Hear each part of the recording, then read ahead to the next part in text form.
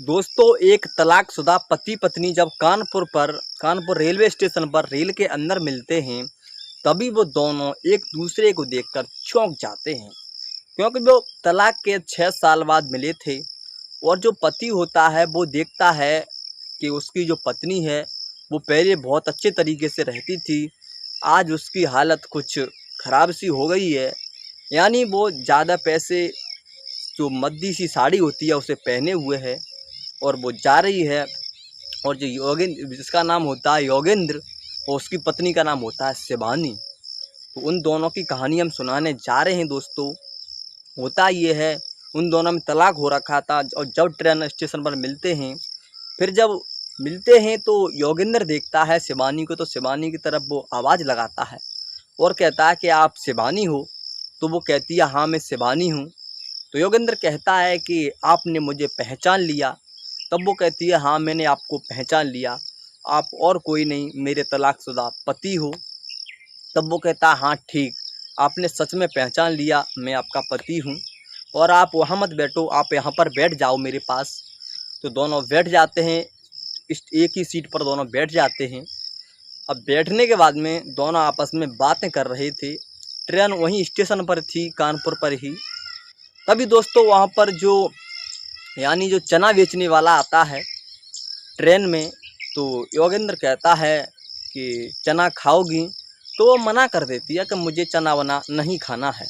तो योगेंद्र उससे रिक्वेस्ट करता है, कहता है कि चना खाने से कुछ भी नहीं होता है, क्या नुकसान है, खा लो, अच्छा है, थोड़ा बहुत भूख लग रहा होगा, अच्छा रहेगा। तब वो मना करती है, लेकिन योगेंद्र उससे फिर कहता है कि खा लो, कोई बुराई वाली बात नहीं है, अच्छा चीज़ है, खाने में कोई दिक्कत नहीं है।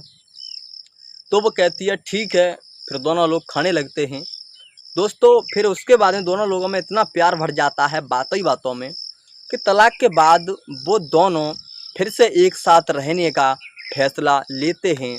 तो क्यों फैसला लिया और कैसे लिया, आज की इस कहानी में हम आपको यही सुनाने जा रहे हैं। तो कहानी को लास्ट तक ज़रूर सुनना, क्योंकि दोस्तों आधा अधूरा ज्ञान तो ऐसा होता है, इससे बढ़िया तो आपको ज्ञान हो ही ना, वो बढ़िया है। इसलिए दोस्तों कहानी को लास्ट तक देखना, जिससे आपको अच्छे समझ में आ जाए। लेकिन कहानी में आगे बढ़ने से पहले एक छोटा सा रिक्वेस्ट है, इस वीडियो को थोड़ा लाइक कर दीजिए और चैनल को सब्सक्राइब कर लीजिए। जय श्री राम, नमस्कार, मेरा नाम है प्रदीप और आप देख रहे हो इस चैनल को, जिसके माध्यम से हम आपको ये सच्ची कहानी सुनाने जा रहे हैं। दोस्तों क्या है सच्ची कहानी? दोस्तों यह कहानी उत्तर प्रदेश के कानपुर की है। तो कानपुर में एक लड़का लड़की थे, तो उनकी आपस में जब शादी कर दी जाती है घर वालों की मर्जी से, यानी जो लड़का का नाम होता है, लड़के का नाम होता है योगेंद्र और लड़की का नाम होता है दोस्तों वो होता है शिवानी। अब दोनों की शादी हो जाती है, तो योगेंद्र क्या करता है, शादी के बाद में वो दारू वारू पीने लगता है और दारू वारू पीने लगता है तो उसके बहुत ज़्यादा हालत ख़राब हो जाते हैं। और वो अपनी पत्नी को कभी कभी मारता था, वो समझाती थी लेकिन वो नहीं मानता था। इसके चलते दोस्तों उन दोनों का तलाक हो जाता है। अब तलाक होने के बाद 6 साल बाद जब उसकी पत्नी होती है यानी शिवानी, वो ट्रेन के अंदर मिलती है, ट्रेन के अंदर मिलती है दोस्तों, तो उसके बाद में दोनों आपस में एक दूसरे से बात कर रहे होते हैं। और बात कर रहे होते हैं तभी योगेंद्र वहाँ पर चना वाला एक बेचने के लिए आता है। जो योगेंद्र होता है वो कहता है चना खा लेते हैं हम दोनों लोग, हमको भूख लग रहा है। तो मना करती है, लेकिन योगेंद्र उससे मनाता है, कहता है। तो वो अब पहले इतनी नाराज़ नहीं थी, क्योंकि तलाक भी होते होते मतलब तलाक के 6 साल बाद का ये बात है, जब वो आपस में मिले थे। तो योगेंद्र से वो कहते चना तो मैं खा लूँगी, लेकिन मेरा एक शर्त है, जो पैसा है वो मैं दूँगी, आपको नहीं देना है। तो वो कहता है ठीक है, पैसा आप दे दो, मुझे इस पर कोई भी दिक्कत नहीं है। तो चना लेता है योगेंद्र, दोनों लोग खाने लगते हैं और पैसा होता है वो शिवानी दे देती है। उसके बाद में दोस्तों योगेंद्र पूछता है आप कहाँ जा रही हो? तो वो कहती है मैं लखनऊ जा रही हूँ, यानी जो मेरी मम्मी है उनकी तबीयत ख़राब है, उनके पास मेरा भाई और पिता हैं, मैं वहीं पर माता को देखने जा रही हूँ और उनको देख कर आऊँगी कैसी क्या तबीयत है उनकी। वैसे फ़ोन पर तो बात हो गई है। तब योगेंद्र कहता है अच्छा। योगेंद्र कहता है तो आप अब क्या करती हो? आप अब क्या करने लगी हो? तो वो कहती है शिवानी, यानी कि मैं स्कूल में बच्चों को पढ़ाती हूँ, जिससे मुझे 10,000 रुपये महीना मिलते हैं, और जो बच्चे होते हैं उनको कोचिंग वगैरह पढ़ाती हूँ, और मैं अच्छे गाँव से पैसे कमा लेती हूँ, अपना खर्चा चल जाता है बस। तो योगेंद्र कहता है, जब हमारा तलाक हुआ था तो जज साहब थे, आपको 30 लाख रुपए दिलवा रहे थे, अगर आप वो ले लेती तो शायद आज आपका खुद का स्कूल होता और आप प्रिंसिपल होती। तो वो कहती है, वो बात तो ठीक है, अगर मैं आपके पैसे 30 लाख रुपए ले लेती तो कहीं ना कहीं मुझे ऐसा लगता कि मैं आपके पैसों पर पल रही हूँ, और आपको भी लगता कि हमारे पैसे से ऐश कर रही है, हमारे पैसे से ही स्कूल खोला है। इसलिए मैंने समझा कि चाहे छोटा ही सही, लेकिन करूँगी तो अपने अपने ऊपर जो काम करूँगी अपने ही मन से करूँगी, अपने दिमाग से करूँगी और अपने शरीर से करूँगी। किसी दूसरे के पैसों पर मुझे नहीं खाना पीना है। तो योगेंद्र होता है तो कहता, चलो कोई बात नहीं, जैसी आपकी इच्छा। तो योगेंद्र उससे कहता है, अब तो मैंने जो दारू वारू पीना है उसे छोड़ दिया है, और मैं गलत संगत से अलग हो गया हूँ, अब मैं अच्छे से काम कर रहा हूँ। तो ऐसे ही बातें चल रही। तो योगेंद्र पूछता है कि आपने अभी शादी कर ली या नहीं? तो मना करती है। तो वो भी पूछती है कि आपने शादी की या नहीं? तो वो भी मना करता है, कहता है आपके जाने के बाद मैंने भी शादी नहीं की। तो योगेंद्र फिर से कहता है कि मैं आपको अच्छी लगती हो मुझे आप, और मैंने अब दारू वारू पीना छोड़ दिया और मैं अच्छे से रहता हूँ, पहले वाला मैं अब नहीं रहा हूँ। तो ऐसे ही बातें चल रही थी। तो वो कहती है ठीक है। तो वो कहता है कि आप कब लौट कर आओगी? तो कहती है मैं अगले दिन ही लौट कर आऊँगी। तो कहता है क्या मैं भी आपके साथ चलूँ? तो वो मना कर देती है नहीं। तो योगेंद्र कहता है कि मैं आपका इंतज़ार करूँगा, कल यहाँ पर फिर से मिलते हैं, आपसे बात करने का जी सा कर रहा है। तो वो कहती है ठीक है, कल मैं यहाँ पर सुबह 8 बजे लौट आऊँगी और आप मिल जाना। तो वो कहता है ठीक है। इस बार दोनों एक दूसरे से बात करते हैं। उसके बाद में जो शिवानी होती है वो चली जाती है लखनऊ अपनी मम्मी की तबीयत देखने के बाद में। अगले दिन लॉटरी होती है। तो लॉटरी होती है दोस्तों, इधर जो योगेंद्र होता है वो अपने काम को इस तरीके से मेंटेन करता है, इस तरीके अपने काम को मेंटेन करता है कि सुबह 8 बजे से पहले ही अपना काम ख़त्म कर देता है।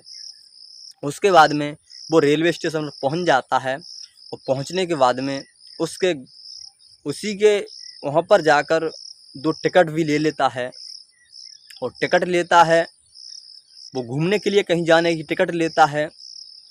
और अब वो 8 बजे इंतज़ार कर रहा होता है। दोस्तों आपको पता है कभी कभी ट्रेन लेट भी हो जाती हैं, तो ट्रेन 1 घंटा लेट आती है। ट्रेन 8 बजे नहीं 10 बजे, ट्रेन लगभग 9 बजे आ जाती है। ट्रेन जब 9 बजे आती है तो योगेंद्र उसको इंतज़ार कर रहा ही था। तो जब शिवानी निकलती है तो उससे गले मिलता है एकदम से। तो शिवानी चौंक जाती है। शिवानी कहती है आप क्या कर रहे हो? तब वो कहता है कि आप अपनी मेरी पत्नी हो इसलिए मिल रहा। तो शिवानी कहती है चलो कोई बात नहीं। अब जो योगेंद्र था उससे माफ़ी मांगने लगता है, कहता है मैं पहले जैसा नहीं हूँ, अब आपको पता नहीं है, अब मैं पहले जैसा नहीं रहा, अब मैं दारू वारू नहीं पीता हूँ। तभी शिवानी कहती है कि जो मेरी सासू माँ थी अब उनका क्या है, वो कहाँ पर हैं? तो वो कहता है कि वो तो आपकी याद कर कर के गुजर चुकी हैं। वो कहती थी बहू को ले आ, बहू को ले आ, लेकिन उनको नहीं पता था कि तलाक के बाद कोई भी घर नहीं आता है, वो अपने घर ही रहते हैं या कहीं भी रहें। लेकिन वो ऐसे ही याद करते करते ख़त्म हो गई एक दिन। तो वो कहती है अच्छा ये तो बहुत ज़्यादा बुरा हुआ। तब दोनों लोग दोस्तों वहीं पर बैठ जाते हैं, और योगेंद्र होता है वो उसको समझाने लगता है। तो वो कहती है कि अच्छा बात है आप सुधर चुकी हो, बहुत अच्छा हुआ, लेकिन अगर आप पहले ही ऐसा काम नहीं करते, पहले ही दारू वारू नहीं पीते और मेरी बात मान ली होती, तो आज आपकी ये हालत नहीं होती और मेरी भी आज ये दिन नहीं होते। आपकी वजह से जो हुआ सब आपकी वजह से हुआ है। आपको पता नहीं आपकी वजह से ही मेरे 2 गर्भपात भी खराब हो चुके। जब आप हमको मारते थे पीटते थे तभी 2 गर्भपात खराब हो चुके थे। यानी जो भी लेडीज होती हैं जब वो गर्भवती होती है तो उनको अगर कोई पुरुष मारता है तो अक्सर करके ऐसा हो जाता है कि उनके बच्चे पर चोट पहुंच जाती है और गर्भपात खराब होने के चांस ज़्यादा से ज़्यादा होते हैं। तो दोस्तों कभी भी लेडीज को प्रेगनेंसी में कभी भी थोड़ा बहुत नहीं पीटना चाहिए, और मेरे हिसाब से तो कभी भी लेडीज को मारना ही नहीं चाहिए। ये कोई मर्दगानी नहीं है। अब दोस्तों वो समझाता है, सॉरी वॉरी मांगता है, माफ़ी मांगता है। तो वो भी चाहती थी कि अब सुधर चुका है तो इनके घर चलना चाहिए, इनके साथ रहना चाहिए। तब दोस्तों जो योगेंद्र होता है कहता है चलो घूमने के लिए चलते हैं, फिर से लखनऊ चलते हैं, आपकी माँ को मैं भी देखना चाहती हूँ, या चलो अपनी ससुराल चलो, मैं वहाँ पर चलता हूँ। तो मना कर देती है, मैं अब अपने मायके या आपकी ससुराल नहीं जाऊँगी, अब मुझे चलना है, इन टिकटों को रख दीजिए, अलग फेंक दीजिए, अब मुझे अपने ससुराल जाना है, यानी अपने घर या तुम्हारे घर, जो तुम्हारा घर है वहीं पर जाना है, वहीं रहेंगे दोनों लोग। जो ज़िंदगी में ख़राब हुआ है, ज़िंदगी ख़राब हुई है हम दोनों की, हम दोनों फिर से सुधारेंगे और अच्छे से ज़िंदगी जिएंगे। तभी दोस्तों योगेंद्र भी बहुत खुश हो जाता है और दोनों लोग बस में बैठते हैं और अपने गांव की ओर चले जाते हैं। और वहां पर जाने के बाद अपना अच्छे से फिर से घर बसाते हैं। और जो शिवानी होती है अपने घर वालों को बता देती है फ़ोन करके कि मैं अब फिर से योगेंद्र के पास आ चुकी हूँ, योगेंद्र अब अच्छा है, पहले जैसा नहीं रहा है और ये सुधर चुका है, इसने मुझसे माफ़ी मांग ली है। दोस्तों योगेंद्र के पास बहुत सारा पैसा था, ऐसा बात नहीं था, अच्छा सा घर से था। अब दोस्तों दोनों लोग पति पत्नी अच्छे से फिर से रहने लगते हैं और उनकी लाइफ अच्छे से चलने लगती है। योगेंद्र भी था, पहले से बहुत ज़्यादा अच्छा हो चुका था, वो पहले ऐसा नहीं कुछ भी करता है, अच्छे से काम करता था और उसके बाद में अपनी पत्नी को भी खुश सुखी रखता था। दोस्तों आज के युवा पीढ़ी में बहुत सारे लोग हैं शादी के बाद में ऐसा काम करते हैं, शादी से पहले अच्छे चलते हैं और शादी के बाद में फिर से दारू वगैरह पीने लगते हैं और अपनी पत्नी को बहुत ज़्यादा दुखी करते हैं, तो ऐसा उनका भी तलाक हो जाता है। तो दोस्तों ऐसा नहीं करना चाहिए। और हम आपको बता दें, हमारी वीडियो का बनाने का उद्देश्य किसी की भावना को ठेस पहुंचाना नहीं है, किसी की जात विवाद या ऐसे दुश्मनी नहीं है, बल्कि आपको सचेत करके, आपको जागरूक करके, आपको एक अच्छी राह पर लाना है। आप ऐसी कहानी सुनो और आपके घर परिवार में कभी भी ऐसी बाधा न आए। बस आज की वीडियो में इतना ही, मिलते हैं अगली वीडियो के साथ, तब तक के लिए अपना ख्याल रखना।